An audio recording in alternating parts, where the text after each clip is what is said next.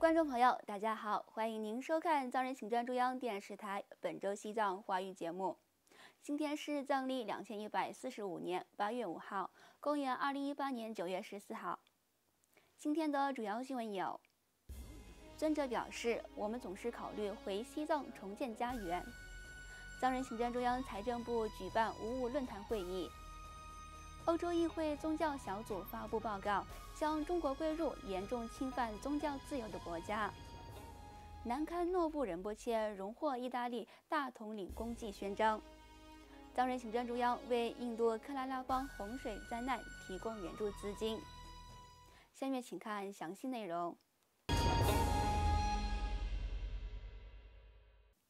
西藏精神领袖达赖喇嘛尊者在瑞典援助组织成立80周年庆典活动上发表公开演讲。尊者表示，我们总是考虑回西藏重建家园，我们愿意留在中华人民共和国宪法框架内。9月12号，西藏精神领袖达赖喇嘛尊者受邀出席瑞典援助组织成立80周年庆典活动，并发表“快乐与和平的艺术”为主题的公开演讲。尊者在演讲中表示，作为藏人难民，在过去的60年里，我们总是考虑返回西藏并重建家园。我们希望对藏政策变得宽和，而不是苛刻。我们很愿意留在中华人民共和国的宪法框架内，并希望对西藏的语言文化、生态环境得到尊重和保护。尊者还很乐观地表示，现在任何事情都在改变中。首先，从历史的角度看，西藏和中国的来往关系可以追溯到1000多年前。可是现在我们处于一个艰难时期，但是这将会有改变的。尊者还表示，如果能与中国和平共处，西藏人将会为数亿中国佛教徒服务。同样，藏人也能在中国的管辖内发展本民族语言文化，这就是中藏互换双赢。尊者还谈到，我们流亡印度的同时，也在不断地保护和发展本民族宗教文化。如果情况有了转变，我们将重建我们的家园。Rebuilding their own country, and also I think right from the beginning, they say make clear them, you temporary. Now we received you, whatever way, helping for you, is our responsibility. But ultimately, you should rebuild their own country. I think Tibetan refugee generally now about 60 years. So we always think about Tibet, rebuild Tibet. So similarly.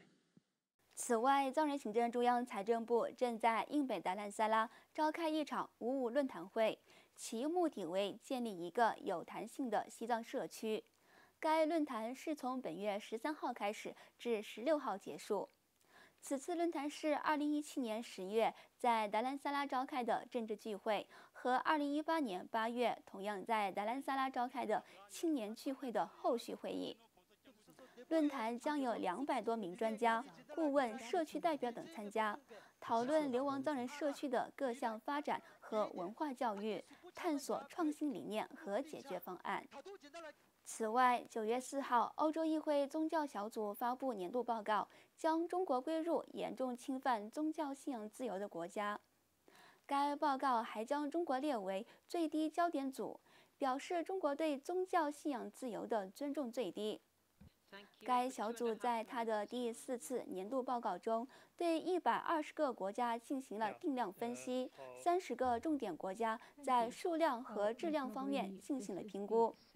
第一组焦点国家的选择是基于各国作为最严重的宗教信仰自由与宗教宽容违规者的记录，中国是其中的一个。该组织的评估标准是根据国际法起草的。原则上意味着像中国这样被归类为严重违法行为的国家可能违反国际法，因为存在系统性攻击反对行使宗教信仰自由的人。该组织的报告中对西藏自治区以外的西藏佛教徒面临的严重限制提出了特别关注。报告指出，西藏佛教徒不能公开尊敬达赖喇嘛尊者，也不能公开传播佛法，更不能在未注册的宗教场所聚会。欧洲议会宗教小组还对维吾尔伊斯兰教徒和藏传佛教徒在就业、住房和商业机会等方面所面临的严重社会性歧视表达了担忧，以及中国政府对登记和未登记的宗教信徒进行肉体上的虐待、拘留、酷刑、骚扰或监禁表达了关注。该小组向欧洲议会提交上述报告，并建议欧盟利用与中国对话的机会，要进行施加压力。请继续收看今天的第4则新闻。藏传佛教界最杰出的一代高僧大师南堪诺布仁波切荣获意大利共和国大统领功绩勋章。9月10号，藏传佛教界最杰出的一代高僧大师南堪诺布仁波切荣获意大利共和国大统领功绩勋章。意大利共和国总统塞尔吉奥·马塔拉夫根据部长议会主席的提议，授予南堪诺布仁波切意大利共和国大统领功绩勋章。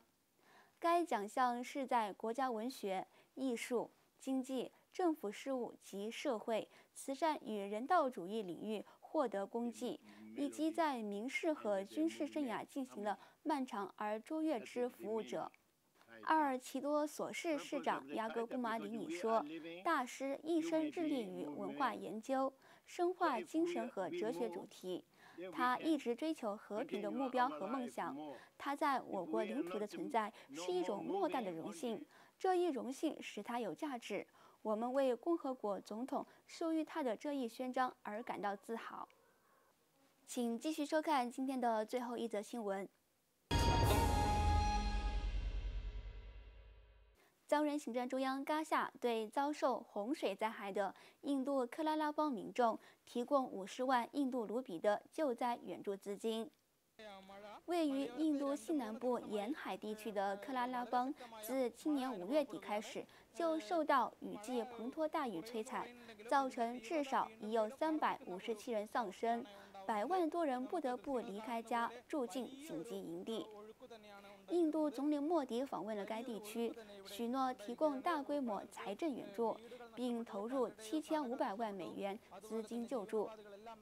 藏人行政中央嘎夏也向遭受洪水灾害的印度克拉拉邦民众表示援助，宣布向克拉拉邦首席部长救灾基金提供50万印度卢比的援助资金。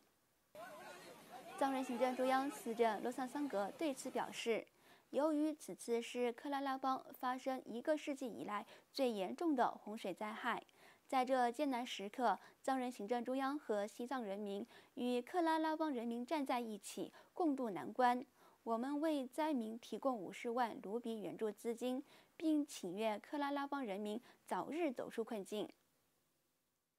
观众朋友，藏人行政中央电视台本周西藏华语节目就到此结束了，感谢您的收看，我们下期同一时间再会，祝你有个愉快的周末。